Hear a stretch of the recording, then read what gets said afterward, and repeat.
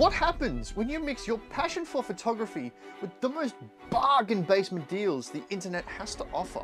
I've dived deep into the crevasse that is Temu's discount corner, risking not just my wallet, but the most expensive camera equipment that I own to see whether these are hidden product gems or whether these are ticking time bombs waiting to destroy your expensive equipment. The last two products are absolutely mind-blowing, but in the worst possible way, so you're gonna wanna stick around and watch this chaos unfold. First up, we have this camera harness. For $64, I don't have high hopes whatsoever. But I guess we won't know until we chuck it on, so let's see how it goes. Well, it fits okay-ish. Oh man, where'd the thing go? All right, this is an issue. These things here. These things here are meant to keep this up at bay, but it's not really doing a great job. But I mean, it doesn't feel too, it feels terrible. It actually feels really bad. Okay, how's it look though? Do I look professional? Do I look like I know what I'm doing? How's it look from the back?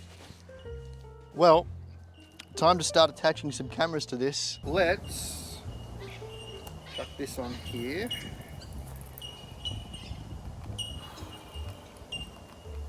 Well, that's good, at least it spins. Good thing to note is that these are actually made out of metal, so I feel kind of happy with that. They don't feel like they're gonna come loose, and I'm pretty sure this is meant to do something like this if I was to have the other clips things here as an extra safety precaution, but I don't.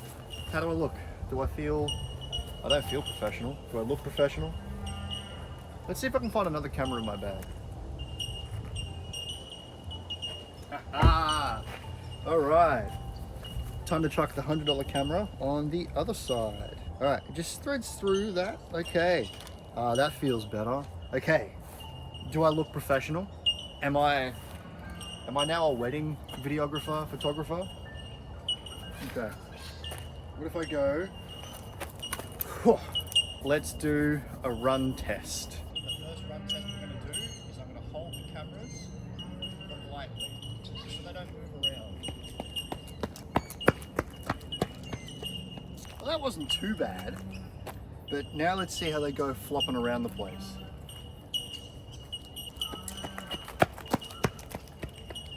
Oh, that made me very uncomfortable. Well, it survived the run test, but that ain't too bad. What if I...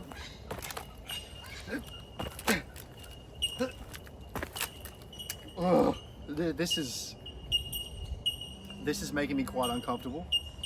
Fuck, is it fun? Oh. Okay, let's switch over back to the A7 IV and let's see if I can provide some final thoughts on this. Look, this wasn't nearly as bad as I thought it was going to be. I don't know how long this faux leather is going to last, and I don't know if it's actually going to be any good in the long run. That being said, this also felt like a wrecking ball against my body, and if you couldn't see with all the swinging and stuff like that, it doesn't feel comfortable. I think one of the main things about this camera harness is, right, because it acts so much like a wrecking ball with everything just swinging, I'm absolutely terrified that because of the price point of one of these straps just breaking and then the sound and the feeling of my camera smacking the pavement and breaking. Look, when you find a deal like this, it's often too good to be true. Cheap materials mean that failure is inevitable. And it's not just the harness that breaks, it's the expensive equipment that you have that you're protecting with it. So this $62 investment ends up being several $1,000s in repairs. That doesn't mean you can't get good things for cheap. Take this Sony A300 for example. This 16-year-old DSLR is just perfect. This was a $100 camera and it stays in my car because it is that good. Of course, I can't shoot video, but in a pinch when I need to take some photos or when I'm feeling inspired and I don't have my big camera with me, this is the one that I'm going to. Would you risk using something like this? Let me know your thoughts down below because apart from just a cool accessory, I don't think so. Now, tell me if you've heard of a hot shoe umbrella. This is a $4 hot shoe mounted umbrella. This $4 umbrella is meant to shield your expensive camera from a torrential downpour. What could possibly go wrong? As you might be able to see, it's not raining. So we're gonna have to fake some rain.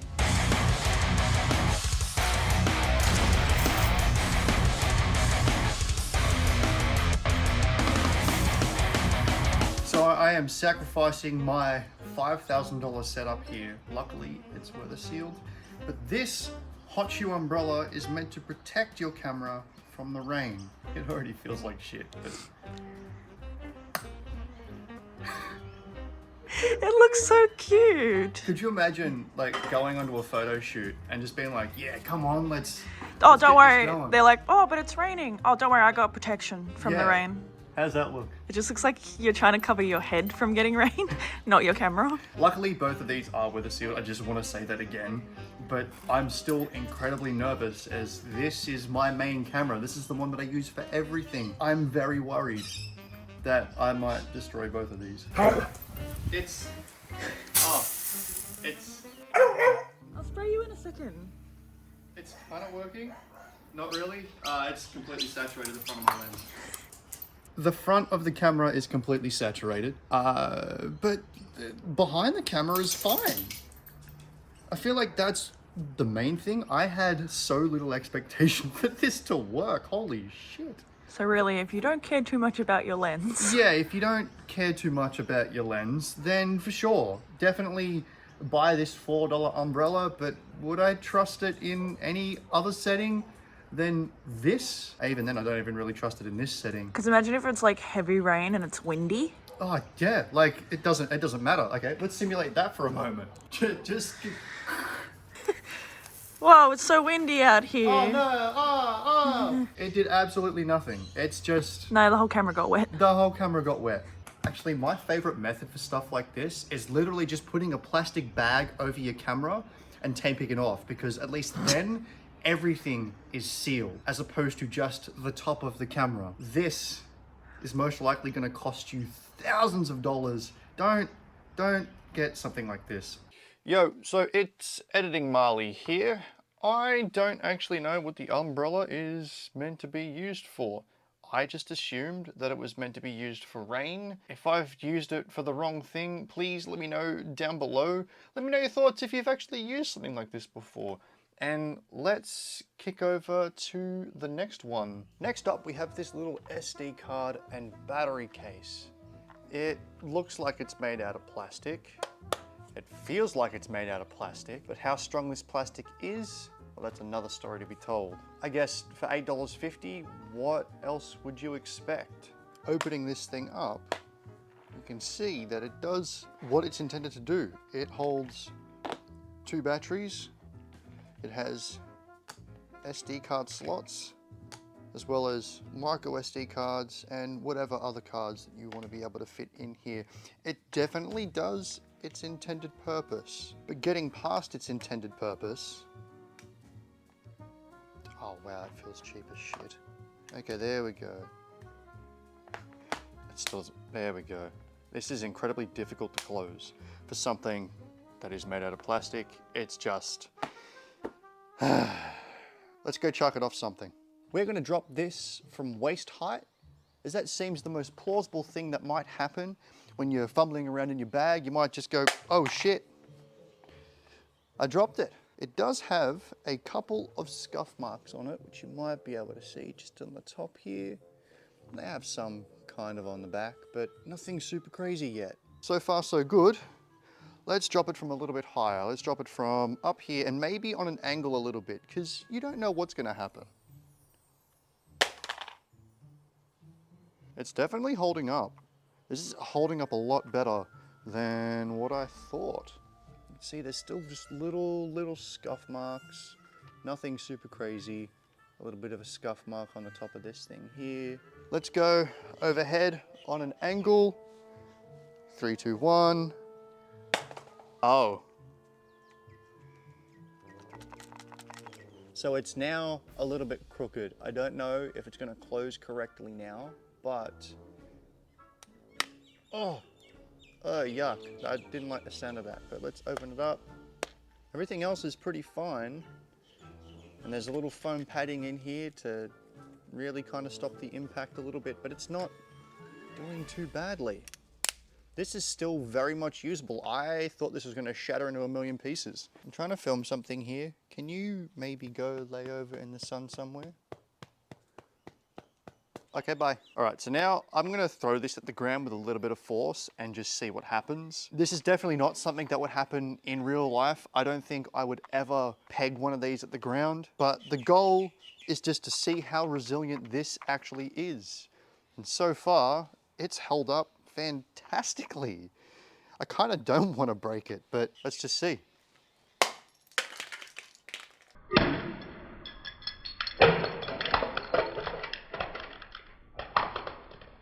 Oops. Okay, that proper broke, and I've got to pick up my SD cards and my batteries. Ah, well, we can't use this anymore. Those are proper broken. SD card 1, SD card 2, SD card, micro SD card. We've got these, SD card 3, and the battery. This is a sad day. Am I really surprised that this broke? No. In a real world scenario, you aren't chucking this at the ground. This is simply just being dropped, and it passed the drop test. I'm 5'10", and I held this above my head, and it survived with little to no anything. The dangers of getting something like this for this cheap is the fact of how brittle that it is. To get a decent one of these, you're probably looking at spending maybe $20, $30 as opposed to $8.50. SD cards are fragile, and so are batteries. So for these to go flying everywhere, well, it's not exactly healthy for them. One bad case like this could end up leading to hours and hours of footage lost. Would you risk your livelihood with something like this? Let me know your thoughts down below, but I don't think I would. Next up, we have this lens and sensor cleaning kit.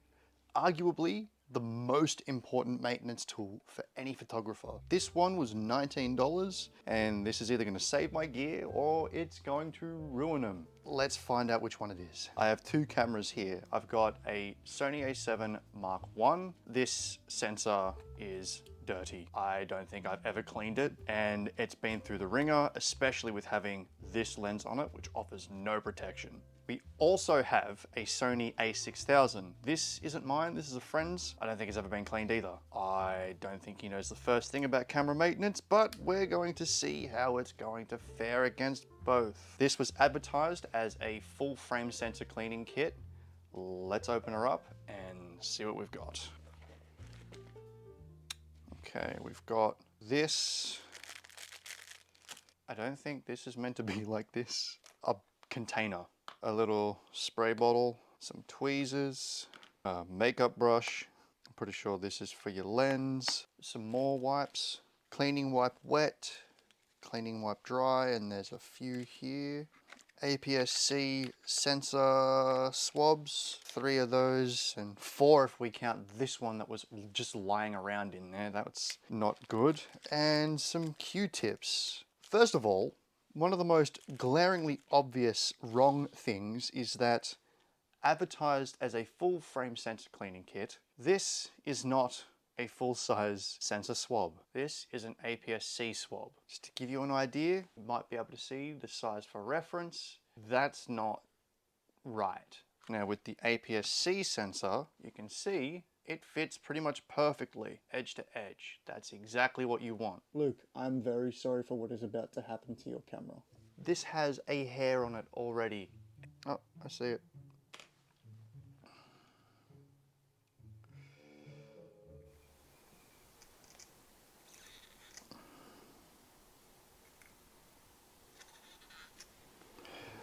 That made me severely uncomfortable, but it looks fine. Time to bust out the A7 I. I don't like there's no hair on this one, that's good. Off this comes. I really don't like this. But it looks clean. It looks clean. That really, really hurt. I don't think that is at all safe to do. this is all for you. Cleaning lenses and camera bodies is already a nightmare, but when you add in cheap and inferior materials, you don't just risk damaging the equipment, you risk having to run the repairs on the equipment, if not replacing it outright. Once that damage has been done, there is no coming back from that. This is why professional photographers praise high quality cleaning kits, unlike this one. If you care about your equipment, steer clear of this, please. Do you remember when I made a video about the world's worst camera? It's the Vivitar Vivicam X05 blah blah blah. Forgetful, it doesn't matter. I bought it again. Well, at least I thought I did. This is the new world's worst camera. It's the Vivicam's older brother. They may have watched the video, at least I hope they did, because it now has USB-C and an SD card port. I haven't used it yet, so I don't know if it's gonna look like trash or not, but anything is gonna be better than what we had before. We're gonna take a bunch of photos using whatever we have around here. We're gonna try and take a couple of car photos. We're gonna try and take a couple of product photos of the books, maybe with the watch, and I might take a selfie photo just to see how it looks. I bonked myself into whatever's behind me.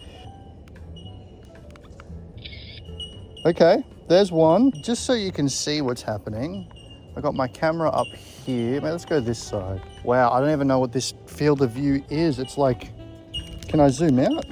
No, that turns on a timer. I can't see what I'm shooting. Hopefully, that's a photo. Oh God, that's terrible.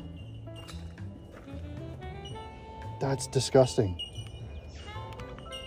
Let's grab one of these and then let's see. I can't even hold two hands on it because I don't know, because I can't, there's no grid lines, there's no nothing. Okay, there's that. Time to take a selfie, hopefully. All right, you can see how I look, I can't. Now that we've taken photos on this little thing here, we are going to be jumping into Lightroom and reviewing the photos. I also want to showcase this camera here, which is the world's smallest camera, which I bought from Temu. And if you want to see that video, click just up in the corner, as well as comparing these photos against this here, which is a Fujifilm FinePix S5800. Let's jump into Lightroom and have a look.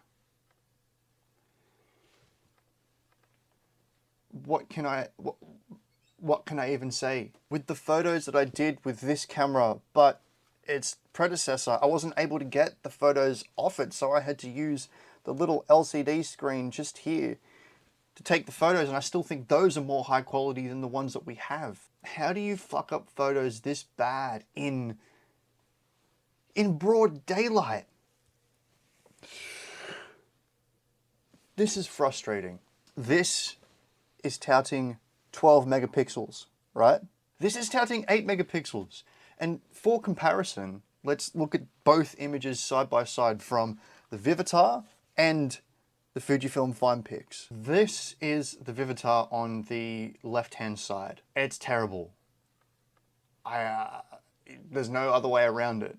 This is from the FinePix, 8 megapixels. It's night and day. You could probably pick this up for the same price as this here, actually probably a little bit cheaper, and you get so much more functionality. But if we compare the Vivitar against the world's smallest camera, you can see that it looks like they're made from the same manufacturer. You can see that there's no details here. Actually, even the world's smallest camera might even be a little bit sharper, which cameras like this are feeding into that e-waste mentality, tricking people into thinking that they're actually getting a better deal than what they're really getting. But the reality is they're just contributing to more plastic waste. And it's really sad to see manufacturers do something like this when the alternative is just so much better. Seriously, steer clear from this. This is absolute trash. Do not buy this. And if you think that was bad, well, this next one is really going to surprise you. We have a Prism FX filter.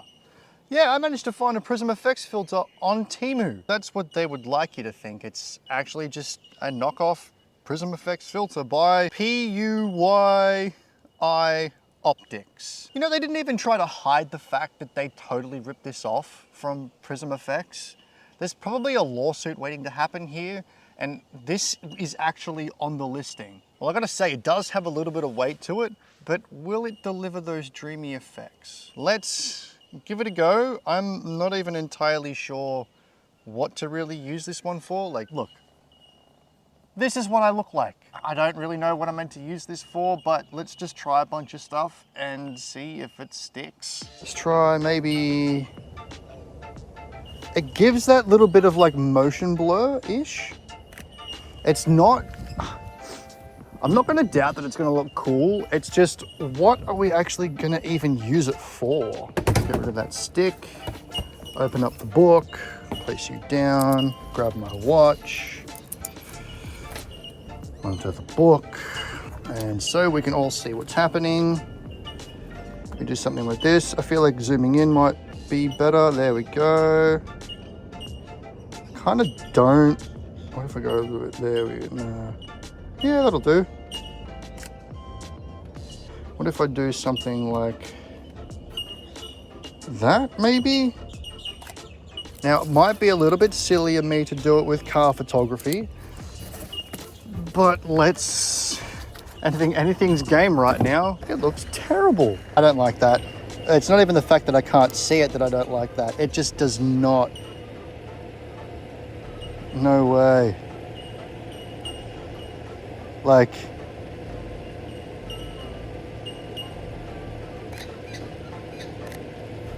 I don't even have a polarizer on it. I can't put a polarizer on it, or before it either. It's just a fucking blurry mess. Yeah, this ain't. You can even see my legs. What if I set up a timer and take a photo of myself? That might bode a little better. Looking at myself through the filter, it looks pretty hilarious. Nah, terrible. Absolutely terrible. Now that we've taken the photos using the rip-off Prism Effects filter, let us review them in Lightroom and see if they're actually a vibe or not. That's kind of cool. It's actually giving the motion blur. So it was right, it kind of makes it look like the image is moving. This is kind of cool. I'm not entirely sure if I would use it as an actual product photo, but it does help draw that focus to...